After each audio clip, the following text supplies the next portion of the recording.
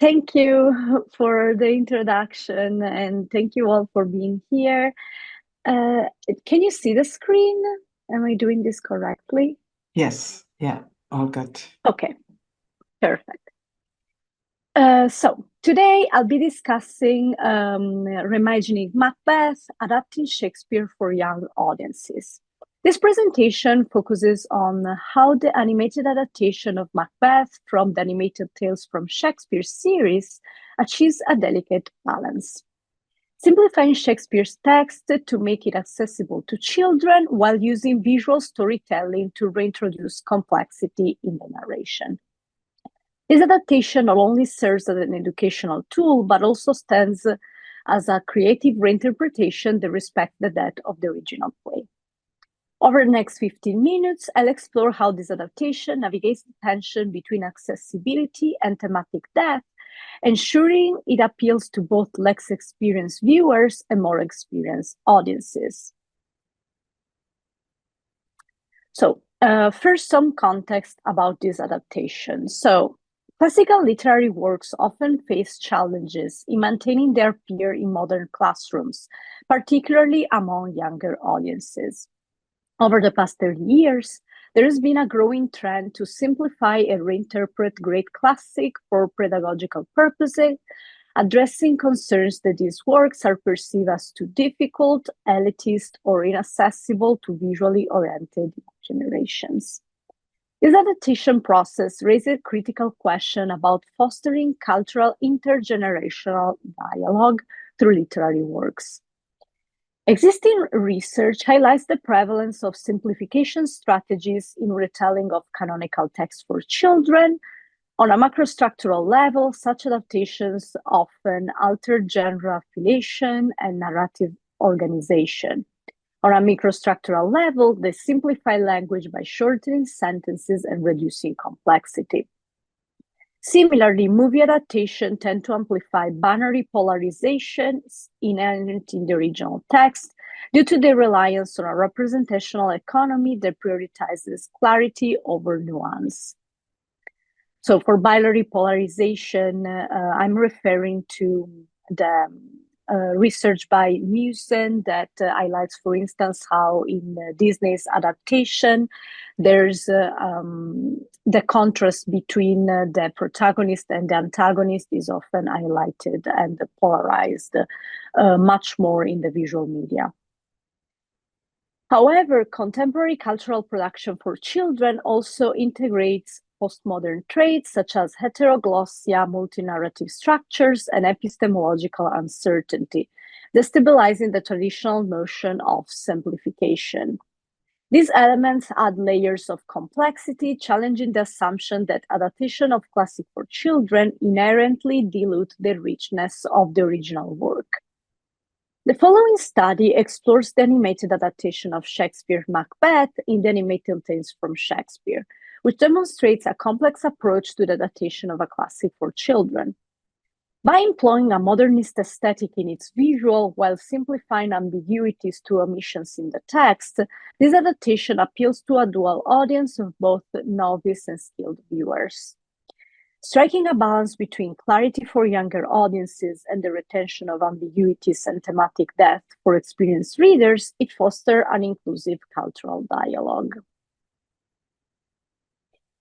The animated tales from Shakespeare was created between 1992 and 1994 as a collaboration between the Welsh channel S4C and the Russian animation studio Soyuz Multfilms. It was conceived by Christopher Grace. The series aimed to make Shakespeare's works accessible to younger audiences in a 30-minute animated format.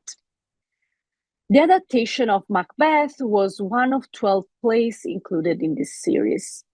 The series was explicitly didactic, designed to introduce children aged 7 to 10 to Shakespeare's language, themes, and stories. To achieve this, the series took a dual approach.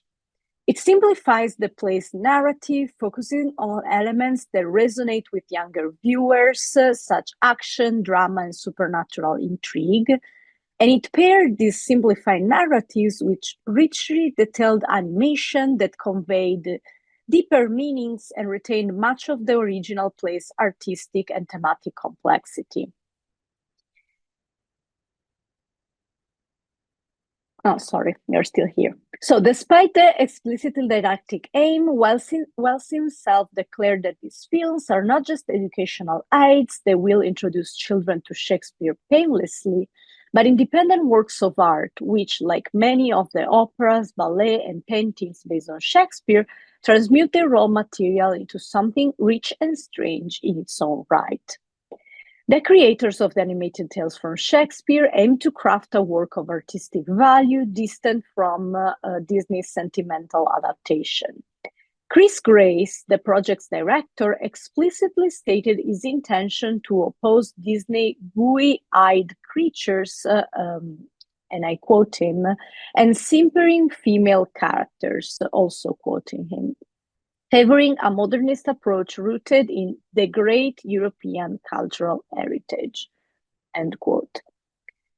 This modernist aesthetic is particularly evident in the design of Lady Macbeth, inspired by Modigliani's elongated portraits. Her sharp angular feature and exaggerated proportions convey a sense of unease and intensity.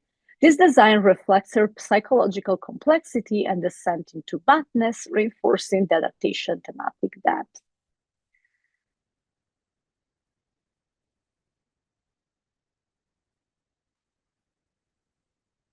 And I have an excerpt from the adaptation. I hope we will manage to. Can you hear it? Does it work? Not at the moment. Let me try.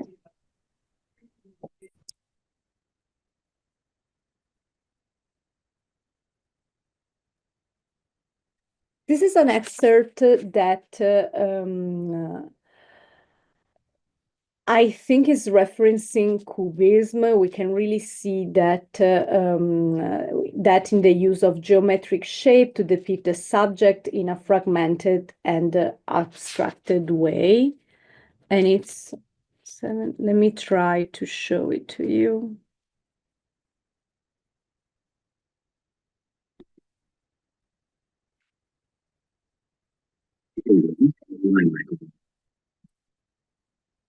Chancellor Macbeth, I will surprise.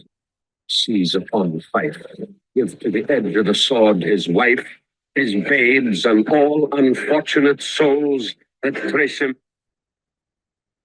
So, I hope you managed to. But this is an example again of references to the modernist movement, and in particular to the movement of Cubism.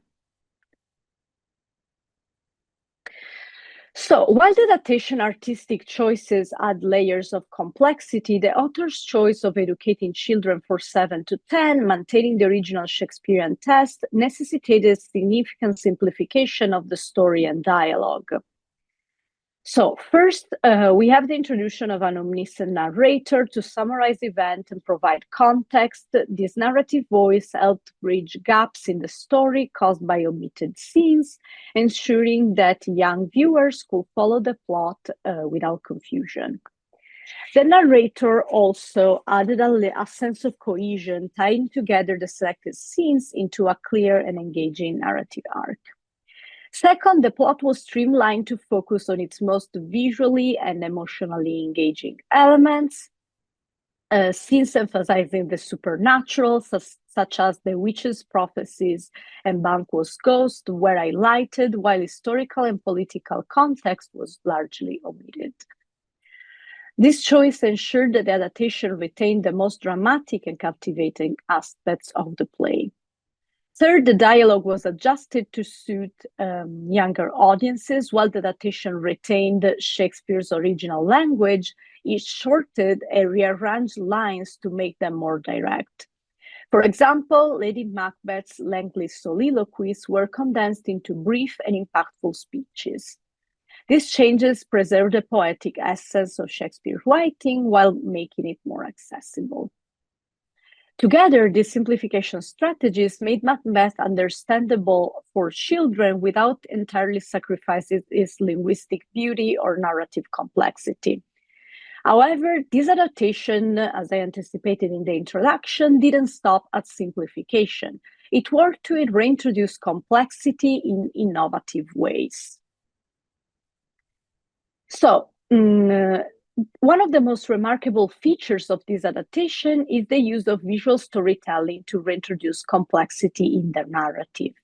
While the text was simplified for clarity, the visuals added layers of meaning, allowing the adaptation to maintain Shakespeare paradoxes and thematic depth.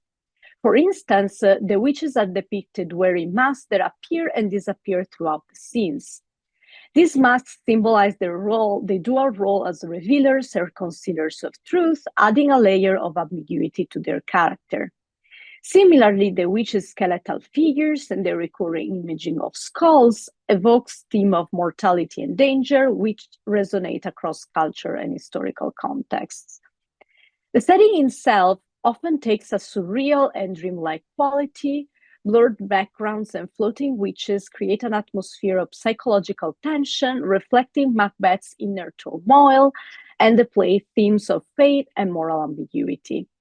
These visual elements engage younger viewers on a surface level, while inviting older audiences and more experienced audiences, adult audiences, to reinterpret their deeper significance. By combining simplified narration with rich visual symbolism, the adaptation creates a dual level of reading.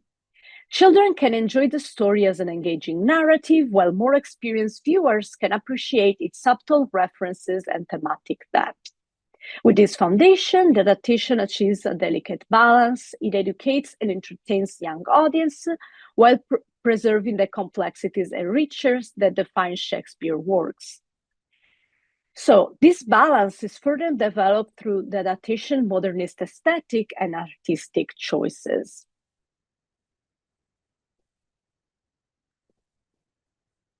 So ambiguity is often a defining characteristic of Shakespeare works, and Macbeth is no exception.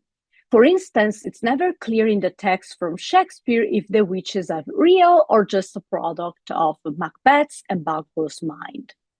One notable example is the absence of key lines that explicitly question the witch's existence. In Shakespeare's text, Banquo famously asks, "Are you fantastic or indeed which outwardly show?" And he also asks, "Were such things here as we do speak about? Or have we eaten on the insane root that takes the reason prisoner?"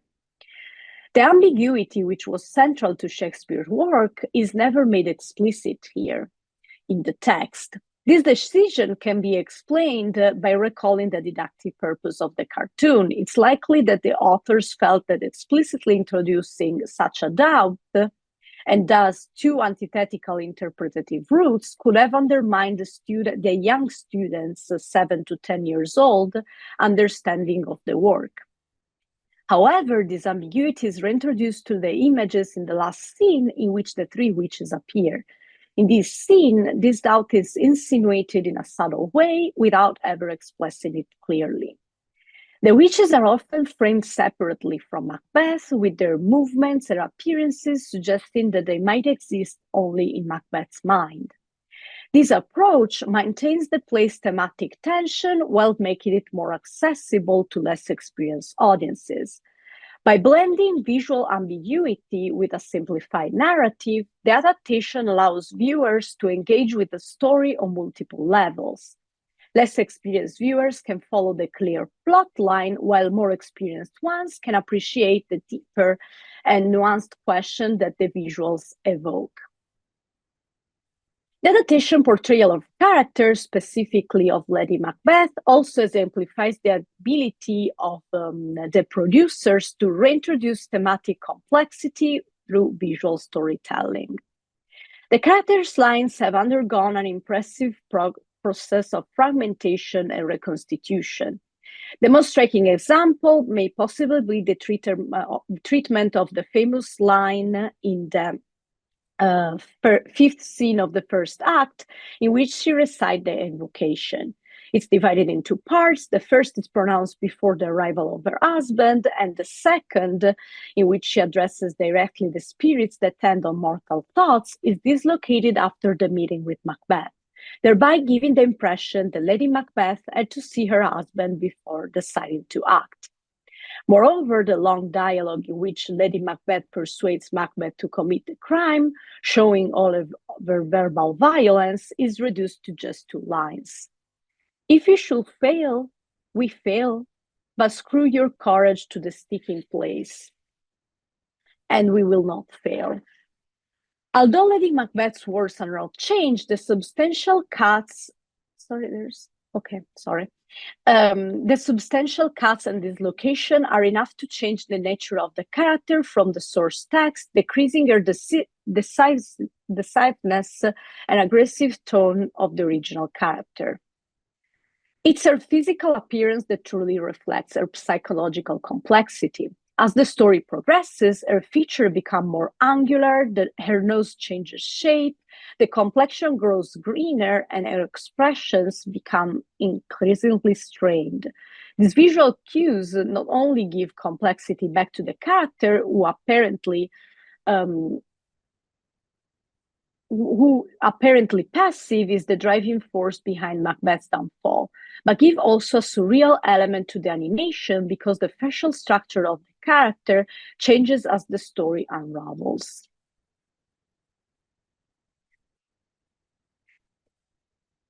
Another strength of this adaptation is the use of cultural and intertextual references which enrich its storytelling and broaden its appeal.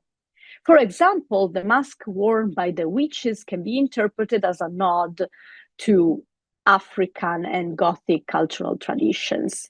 In many African cultures, masks are used in rituals to symbolize the intersection of the spiritual and physical worlds.